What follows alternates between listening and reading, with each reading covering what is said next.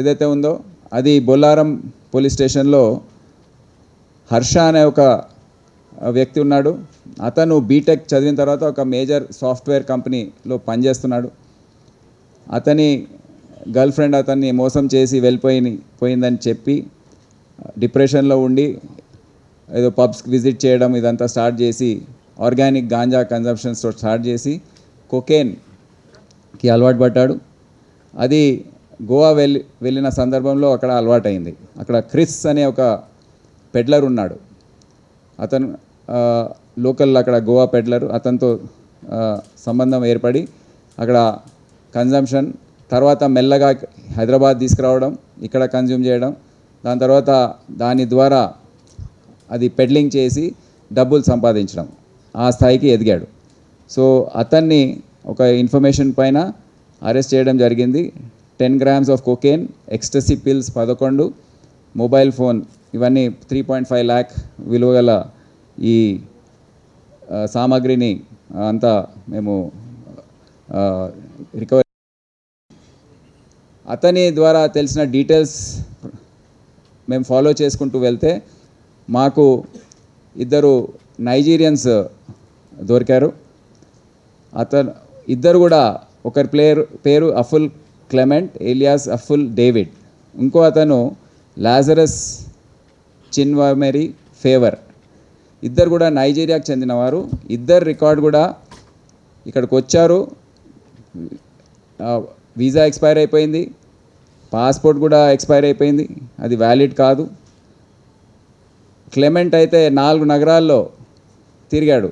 చండీగఢ్లో దిగి అక్కడ ఏదో ఎక్స్పోర్ట్ బిజినెస్ చేస్తూ ఏదో మోసం చేసే చీటింగ్ కేసులో అరెస్ట్ అయ్యి రిలీజ్ అయిన తర్వాత అతను మళ్ళీ ఢిల్లీకి వచ్చాడు. ఢిల్లీలో కొన్ని రోజులు ఉన్నాడు. దాని తర్వాత బెంగళూరు వెళ్ళాడు. బెంగళూరులో కొన్ని రోజులు ఇతర నైజీరియన్స్ అందరితో కూర్చొని ఈ విధంగా ఏదన్నా బిజినెస్ చేద్దామని మాట్లాడాడు. దాని తర్వాత మళ్ళీ హైదరాబాద్కి వచ్చాడు. సో ఈ విధంగా 4 నగరాల్లో అతను తిరుగుతున్నాడు. ఎటువంటి జాడ మనకు తెలియట్లేదు. అతని మిత్రుడు కూడా పాస్పోర్ట్ వీసా అతనిది కూడా ఎక్స్పైర్ అయిపోయి ఉంది. Both are illegally staying in India. So దీంట్లో ఏంటంటే మాకు ఇప్పుడు ఒక పెద్ద సందేహం మరియు ఒక గందరగోళ పరిస్థితి ఏర్పడింది. ఈ foreigners, especially Africans and Nigerians ఎవరైతే ఈ నార్కోటిక్స్ సప్లైలో ఇన్వాల్వ్ అయి ఉన్నారో వారిని మేము అరెస్ట్ చేసి పంపిస్తే మళ్ళీ కొన్ని రోజుల తర్వాత వారు బెయిల్ పైన వచ్చేస్తున్నారు. బెయిల్ పైన వచ్చిన తర్వాత ఎక్కడ వెళ్తున్నారో ఏంటో ఈ విశాలమైన దేశంలో ఎక్కడ మాయమైపోతున్నారో అర్థం కావడం లేదు. ఆ కేసెస్ ఏవైతే ఉన్నాయో అవి ట్రయల్కి వచ్చిన సందర్భంలో వీరు ఎవరు కూడా హాజరు కావడం లేదు. ఎన్బిడబ్ల్యూ ఇచ్చినా ఎవరిపైన ఇష్యూ చేయాలి, ఎవరిని పట్టుకోవాలి, ఎక్కడున్నారు వాళ్ళు, ఎటువంటి జాడా మాకు తెలియట్లేదు. ఎందుకంటే చాలామంది false names, false passports, false identities పైన ఉంటున్నారు మన దేశంలో. సో వీరిని ఇంకో మార్గం ఏంటంటే డిపోర్ట్ చేసి పంపించడం. డిపోర్టేషన్ ప్రొసీజర్ మీరు కొన్ని రోజుల క్రితం చూశారు. హెచ్న్యూ ద్వారా 4 డిపోర్ట్ చేయడం జరిగింది. సో ఈ ఇద్దరిని కూడా మేము డిపోర్ట్ చేయడానికి నిర్ణయించాం. కానీ డిపోర్టేషన్ ప్రాసెస్ కూడా చాలా కష్టమైన ప్రాసెస్, అంత ఈజీ కాదు. అది మాకే పనిష్మెంట్ లాగా తయారవుతుంది. అదేంటంటే ముందు వీరి క్రెడెన్షియల్స్ ఏవైతే ఉన్నాయో అవి ఫస్ట్ మేము వెరిఫై చేయాలి. ముందు వీళ్ళు పట్టుకున్న సందర్భంలో ఎప్పుడు కూడా కరెక్ట్ పేరు చెప్పరు. వాళ్ళ దగ్గర ఉన్న పేపర్ కరెక్టా కాదా తెలియదు. సో ఎఫ్ఆర్ఆర్ఓ దగ్గర బయోమెట్రిక్ డీటెయిల్స్ ఉంటాయి. అక్కడ పంపిస్తే ఇద్దరివి నిజమైన పేర్లు, డీటెయిల్స్ తెలిసిన తర్వాత మళ్ళీ నెక్స్ట్ ఏంటంటే ఇప్పుడు వచ్చే ప్రొసీజర్లో మేము ఎఫ్ఆర్ఆర్ఓకి ఆ బయోమెట్రిక్ డీటెయిల్స్ ఇచ్చిన తర్వాత మూవ్మెంట్ రెస్ట్రిక్షన్ ఆర్డర్ ఇష్యూ చేయించాలి. FRRO has to issue movement restriction order on them. దాని తర్వాత అది ఇష్యూ అయిన తర్వాత ఎమర్జెన్సీ ట్రావెల్ సర్టిఫికేట్ వాళ్ళ ఎంబసీ నుండి రావాలి. ఎందుకంటే వాళ్ళ దగ్గర పాస్పోర్ట్ లేదు, ఏమీ లేదు. సో ఈ డాక్యుమెంట్స్ లేని పరిస్థితుల్లో వారిని మేము ఇక్కడ నుండి డిపోర్ట్ చేయాలంటే ఎమర్జెన్సీ ట్రావెల్ సర్టిఫికేట్ అవసరం. అది తీసుకురావడం అంత ఈజీ కాదు. ఎంబసీ నుంచి కోఆపరేషన్ ఇవన్నీ కూడా గతసారి నలుగురిని తరలించడంలో మన ఆఫీసర్స్ ఢిల్లీ వెళ్ళి అక్కడ ఎంబసీలో కూర్చొని అది వాళ్ళకి అన్ని డీటెయిల్స్ చూపించిన తర్వాత అప్పుడు ఇచ్చారు. సో ఈటీసీ ఇచ్చిన తర్వాత ఇక్కడ ఎఫ్ఆర్ఆర్ఓ ఎగ్జిట్ పర్మిట్ అనేది ఇష్యూ చేస్తారు. ఎగ్జిట్ పర్మిట్ ఇష్యూ చేసిన తర్వాత ఎయిర్ టికెట్స్ బుక్ చేయాలి. ఎయిర్ టికెట్స్ బుక్ చేసిన సందర్భంలో కూడా ఏదైతే ఎయిర్లైన్ ఉందో వాళ్ళు కూడా ఒప్పుకోవాలి. ఎక్కడి నుంచే డిపార్చర్ అవుతున్నారో ప్లస్ ఎక్కడైతే ల్యాండ్ అవుతున్నారో వాళ్ళిద్దరు కూడా ఇంటిమేషన్ ఉండి వాళ్ళు సరే అని చెప్పిన తర్వాతనే ఇది సాధ్యమవుతుంది వారిని ప్లేన్ ఎక్కించి పంపించడం. సో ఇంత సుదీర్ఘమైన ప్రాసెస్ ఉంది డిపోర్టేషన్లో. కొన్నిసార్లు ఒక నెల పడుతుంది, 2 నెలలు పడతాయి. వీళ్ళ భోజనాల ఖర్చు, వీళ్ళ సెక్యూరిటీ, వీళ్ళ సేఫ్టీ అంత బాధ్యత కూడా టోటల్ పోలీస్ పైన ఉంటుంది.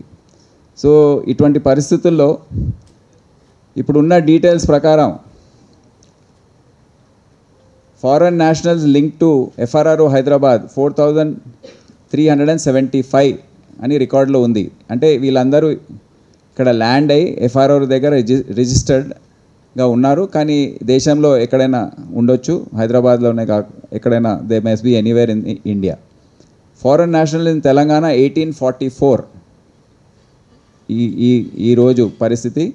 Africans in Hyderabad 1387, Nigerians in Hyderabad 43 అని ఎఫ్ఆర్ఆర్ఓ రికార్డ్స్లో ఉన్నాయి. సో మేము 33 మంది ఫారెన్ నేషనల్స్ని హెచ్న్యూ ద్వారా అరెస్ట్ చేయడం జరిగింది. గత 3 సంవత్సరాల్లో 19 మంది ఫారెన్ నేషనల్స్ని డిపోర్ట్ చేయడం జరిగింది హెచ్న్యూ ద్వారా. సో ఇది ఇప్పటివరకు ఈరోజు ఇద్దరిని యాడ్ చేస్తే అది 21 పెరుగుతుంది. సో దాంతో ఈ మొత్తం డిపోర్టేషన్ ప్రాసెస్ టేకప్ చేయడం జరుగుతుంది. సో ఈరోజు హెచ్న్యూకి సంబంధించిన అధికారులందరూ కూడా చాలా కష్టపడి ఈ దర్యాప్తు, దేశవ్యాప్తంగా జరిగిన ఈ దర్యాప్తులో డీసీపీ హెచ్న్యూ సుధీంద్ర గారు, దాని తర్వాత మన ఇన్స్పెక్టర్స్ ఎవరైతే ఉన్నారో డానియల్ మరియు బాలస్వామి, మొత్తం టీము చాలా కృషి చేసి, ఎందుకంటే మీకు ఇప్పుడే నేను ఓన్లీ వివరాలు చెప్పాను, కానీ వీళ్ళని పట్టుకోవడం, వీళ్ళని ట్రేస్ చేయడం ఎంత కష్టమైన పని అనేది మీకు అందరికి తెలుసు. అది కూడా తుపాకులతో ఉన్న పరిస్థితుల్లో వీళ్ళు ఎంత జాగ్రత్తలు తీసుకొని వెళ్ళాలి. ఇప్పుడు అనామ్ కాంబాటే కాదు, కొన్ని సందర్భాల్లో వీళ్ళు బీపీ జాకెట్స్ కూడా క్యారీ చేసే పరిస్థితి వస్తుంది. మీకు తెలుసు డ్రగ్ సరఫరా చేసే ముఠాలు ఏ విధంగా వేరే దేశాల్లో చాలా డేంజరస్గా ఉంటాయి. కొలంబియా, మెక్సికో లాంటి దేశాల్లో మీరు చూసారు ప్రభుత్వాల్ని పడగొట్టడం, ఇటువంటి పెద్ద పెద్ద ఆర్మీస్, ప్రైవేట్ ఆర్మీస్ తయారు చేసుకోవడం, ఇవన్నీ కూడా. సో అటువంటి పరిస్థితి ఏమి లేదు మన దగ్గర, కానీ వీరిని అణిచివేయడం అనేది చాలా ముఖ్యమైన అంశం. సో ఈ ఎఫర్ట్లో మొత్తం హెచ్న్యూ టీంకి నా శుభాకాంక్షలు తెలియజేస్తున్నాను.